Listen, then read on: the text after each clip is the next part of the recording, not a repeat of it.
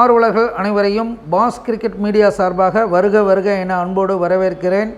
IPL போட்டிகள் கோலாகலமாக நடந்து வருகிறது, நாம் அறிந்ததே. 34 போட்டி முடிவில் புள்ளிப்பட்டியலை பார்த்துட்டு வந்துடுவோம். புள்ளிப்பட்டியல் பொறுத்தளவுக்கு பார்த்திங்கன்னா நமக்கு ஆர்ஆர் முதலிடத்தில் 12 பாயிண்டில் இருக்காங்க.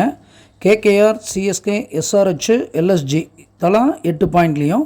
இன்றைக்கி டிசி விளையாண்டு வெற்றி பெற்றால் 8 பாயிண்ட்டுக்கு வருவாங்கங்கிறத சொல்லணும். எஸ்ஆர்ஹெச் இன்னும் 2 பாயிண்ட் பெற்றாங்கன்னா 2ஆம் இடத்துக்கு போவாங்கங்கிறது இன்றைய நிலவரம். ஸோ இன்றைக்கி பொறுத்தளவுக்கு டிசியா மற்றும் எஸ்ஆர்ஹெச்சா அதுதான் கேள்வியாக இருந்தது. ஸோ இந்த போட்டி டெல்லி சொந்த மைதானத்தில் நடக்கிறது. டெல்லி அணிக்கு கூடுதல் பலமாக பார்க்கப்படுகிறது. இருந்தபோதில் 2 பேருமே கொஞ்சம் வலுவான வெற்றியிலிருந்து வர்றாங்கங்கிறது தெரியுது. அப்போ டீம் அவங்களுக்குள்ள அனலைசேஷன் நல்லாவே இருக்குங்கிறத இது தெளிவாக காண்பிக்கிறது. அதாவது இந்த இரு அணிகளும் இதற்கு முன்பாக 23 முறை விளையாண்டிருக்கிறது. அதில் எஸ்ஆர்ஹெச் 12 முறையும் டிசி 11 முறையும் வென்றிருக்குங்கிறது கடந்த கால வரலாறு. இன்றைய போட்டியை பொறுத்தளவுக்கு மதியன் 2ஆகவும் விதியன் 5ஆகவும் வருகிறது. அது தொடர்புடைய வீரர்கள்லாம் கொஞ்சம் சிறப்பாக செயல்படுவாங்க.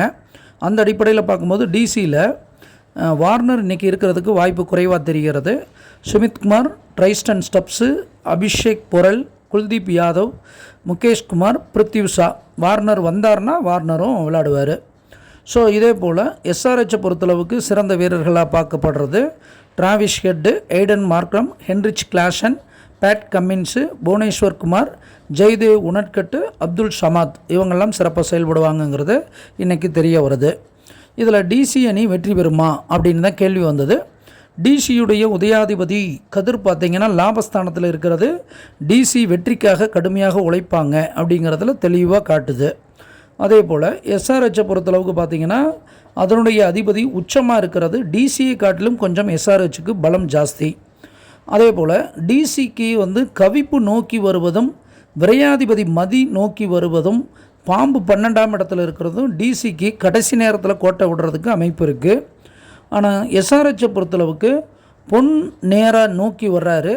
ஸோ லாபாதிபதியாகவும் அவர் இருக்கிறதுனாலையும் சேயோடு சேர்ந்த பொண்ணாக இருக்கிறதுனால அதிரடி ஆட்டத்தை கையில் காமிச்சு இவங்க தன் பக்கமாக ஆட்டத்தை திருப்பி டிசிட்டிருந்து வெற்றியை பறிப்பாங்கங்கிறது தெளிவாக புரிகிறது.